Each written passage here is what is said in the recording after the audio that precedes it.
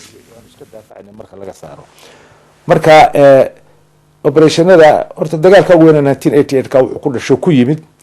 sheekadiisa waxaan arkaa meelo badan oo si khalad looga sheekeeyo oo fahan khalad laga bixiyo horta dagaalku wuxuu ku yimid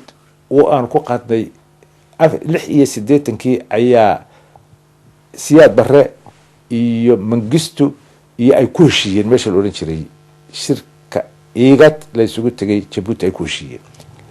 oo la yiri aan colaadda kala joogsano oo aan idaacadda kala joogsano oo aan dhibaatada kala joogsano heshiiskaasi ma hirgelin waan arkay in khatarta soo socoto annagu markaa dagaalkaygu wuxuu habaysnaa saa sheegtay qaab gorilo aad u fidsan oo ciidamadu gudaha galaan oo jiid dheer oo gudaha iyo xuduudda dushoodaba ku baahsan oo ha kala faana horeeyano qaarba meel ku jireen ama haba guurguureen wuxuu dagaal aad iyo aad u baahsan oo ilaa dibad ilaa gudaha si walba si ugu baahsan ma ahayn ciidamo rasmi ah oo meel kaliya fadhiya oo mar qura wada duulaya ma ahayn markii 88kii ay Ethiopia ku ajburantay dagaal iyada gudaheeda ka socday oo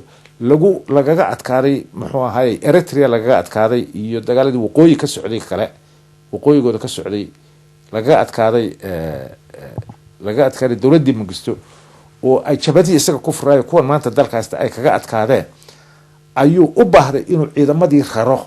ku baagnaa aaga Soomaalida waayo ciidamada Ethiopia ama waxay ka dagaalamayeen Eritrea iyo waqooyiga ama galbeedkaasi ka dagaalamayeen ama ciidamadooda intooda laxaadkooda wuxuu ku baagnaa jiidaha Soomaalidu degan tahay marka ciidamadii jiidaha Soomaalidu deganaabid buu u baahday inuu raro oo geeyo oo xagga Eritrea iyo dhinaca kale ee jabadu kala dagaalamayeen inuu geeyo ugu baahdo dabeedna siyaad barru waqtiga 88kii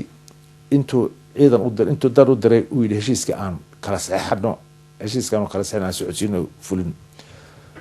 waana noo yeeray waana noo sheegay markaan aragnay xaalku soo socdo ana isugu yeeray muxuu ahay wixii markaa dir raba ku sugnaa markiiba horta maalinta ugu darayd bay ahayd dawladda iyo dadka ayaa maqashiyay waxaan anaga halgankayaga uu soconaya hadii ay dawladihii iyagu ay heshiiyeen heshiiskooda iyagu yaala balse inta ay taagan tahay dhibaatadii ummadda iyo dalka iyaga haysatay oo taanu ka halgamayna ka dagaalamayna taa ay tahay si aanu dagaalka ku joojin karnaa ma jirto marka Mengistu miyada ka codsaday inay wadanka ka baxdaan naguma codsana wuu naga ka bixis maaha wuxuu nagu amray naguna amray inaanu ciidamadeedii la soo noqon sidii heshiisku ahaa oo 15 kilomitir dib u soo celino waayo waxa in ciidamadu qolaba 15 kilomitir ay gudahooda dib u qaadaan oo celiyaan oo xariyihii xuduud ahaa iyo saldhigyada xuduud ahaa ee labada ciidamada dawladdu soo fadhiyeen ee xariyihii miinu ku xareysnaa balaa ku xareysnaa adadka in dib loo ceshay noqotay marka anagu waxa noo muuqatay faa'iido ah dhinaca faa'iidada isbaqiiq waa ahayd waayo dariiq kale noo furan baan jirin oo nalama ogola inaanu dagaalano dariiq kale noo furan marka waxa weeye aniga Mengistu u tagay wafti intaa ka haystay markii horena sii diyaariyay oo intaan horay u sii diray dad badan ilaa ciidamadeeni u diyaariyay inay dagaal galaan khiyaamaanu runtii ku sameynay marka Ethiopianka iyo siyaad barraba oo aad noogu hirgashay ilaa xad ma waxa in ciidamadii firiqsana intaanu aaga bari iyo aaga galbeed ka kala dhigno Maka iyo Madiina la oran jiray ciidana aan isugu geynay meesha la yiraahdo isugu geynay kaba qorri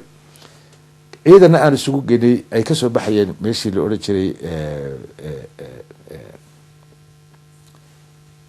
meeshii aaga bariga dhinaca bariga eeg ahayd laba barood baan ku soo ururino 15 kilomitir dib soo noqono dabeedna marka ciidamada siyaad barre noqdaan ee xariyii miinu ku xireysanayaan ay dhufaysadooda ay ka baxaan kuwan Ethiopian inaga guuraan ama ay soo noqdaan meeshii oo cidlaan aan cidi inaga daadaynin aynu ku dhufano oo gallo oo saas ay noogu hawl yar si kale inuu yeelana garanayno ko Mengistaan u tagay anigu iyo wafti aan wataa Mengistaan toos u wada hadalay waxaan ciidamadeedii sidaad nagu amartay waanu soo celinaynaa laakiin waxaan doonayaa ciidan ilaa 1500 ilaa waxoogay aan geliyo gudaha si uu ilaashan dadkii reer miyiga ah iyo tuulooyinka iyagoo dharcada waxaan doonayaa waxoogay shidaal ay siiso waxoogay dhaqaale ay siiso iyo waxaan ciidamada ku soo raraa intaasi aad iyo aad buu ixtiraami jiray wuu iga yeelay intiiba wuu iga yeelay waxaan u sheeg ciidankaaga harar ku joogay taliska intiibuu u sheegay marka ciidankaygii markaanu soo celinay waxay u qabeen inaan la cooperate garano waan tegey dagaalkii baan saxeexay waxaanu dhaqaaqa waqti baanu siinay waxaanu baxa markay ciidamada siyaad barana ka caana dhufisadooda ka baxaan ka tagaan kuwa Etoobiyana ka soo noqdaan weydaartu ciidamada hortaagna markaa gudihii gal dariiq kale oo noo furaabaan jirin kow haddaba maxaa jiray waxa isla markaa noo muuqanaysay bal haddaynu intaanaynu taa u gelin adeer waxaa jirtay markaa khilaaf miyuu dhacay amarkaagii ku yimi markii aad tidhi ciidamadu ha galaan sababtoo burca ayaa la galay hargeysana uu ka yara dib dhacday halkaa dad badan waxay yidhahdaan khilaaf baa snmta ku yimi maxaa arrintaa ka jiraan horta arrintaa ku dhamaysay taas horta khilaaf caynkaasa ma ahayn khilaafka gudagalka layskuma hayn khilaafka gudagalka waan u badnayn way jireen dad ay markaaba ugu muuqanayso oo lahaa war ismaqiiqa noocaasi siduu u shaqayn karaa way arag tahay waayo intay laag baynu wadi karnaa awoodeenni iyo waxaynu way jireen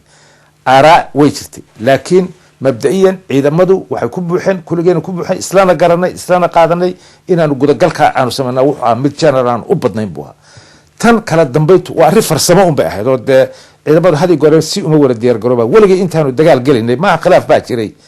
wax walba ereyga khilaaf unbaa laga soo qaada taa waan ka hadli doonaa waxaa jira ciidamada farsamada markaana waanu gelina hadii gore marmar baa weeg dib looga dhacaa 2 casho dib looga dhacaa 48 saacadood dib looga dhacaa kala horeeyaan kala dambeeyaan taasi waa ciidamada oo dhan ku wada yimaado waa arrin la xiriira farsamo ayay badi ahayd arrin mabda ah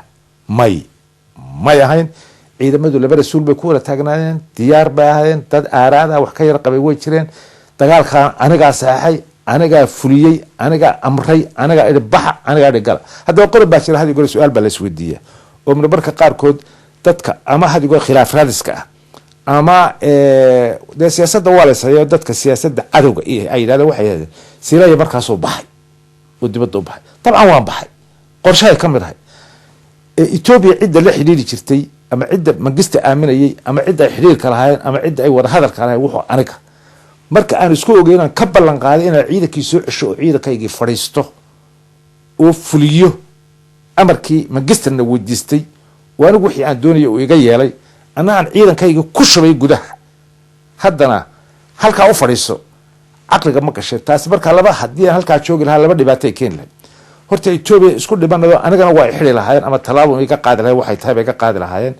ciidankaygii dadkaygana waxaan ugu sugnaan lahaa ma jiro aan ugu filan lahaa ma jiro haddaan ciidanka burca raaci lahaa ciidanka burca raaci lahaa meel kale tagi lahaa ma jiro burcii hargeyso bas laabi kareen haddii mar walba waxa muuqata inay iman karto inaanu soo noqono sidii dhacdayba meel dambe oo lagu soo noqdaa ma jirto tactic bay markaa marka tactic bay ahayd been baanu u sheegnay waanu khiyaamayna lacag baanu ka qaadnay shidaal baanu ka qaadnay waxaanu soo noqon mayno dagaal kelimino dabadna dagaalkii baanu galnay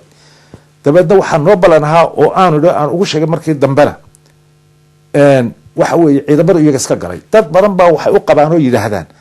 farsamadii aan ugu talagalay inaanu Ethiopia iyo madaxdeedii markaa joogay ku khaladno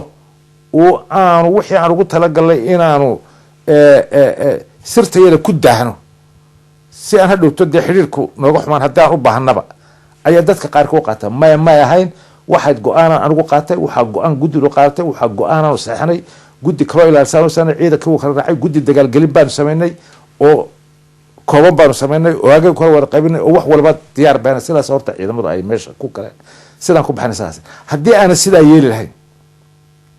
oo aanan caynkaa yeeli lahayn soo noqoshada dambena ma ay suurta gasheen waxaa dad badan aysan ogeyn maalintii la galay ee burca la galay ee 28 May Mengistu iyo Siyaad Barre iyo Morgan waxay wada joogeen Soodari bay wada joogeen oo wada shirayeen ay istaanayeen iska dhiganimo wuxuu u hagaago hawloodu wada hagaagay markii la burca la galay Siyaad Barre intuu sidaa uga yiri waad khiyaamasay Mengistu wuxuu laxdan xog la kuba khiyaamay wala laga teenan ogey markii loo yimid ilaa madaxdiina meeday ragii aan isla ogeyn meesha joogay darabay joogay iyo jigjiga iyo markii madaxda Ethiopia ay tageen de waxay waa kii dibadda u baxay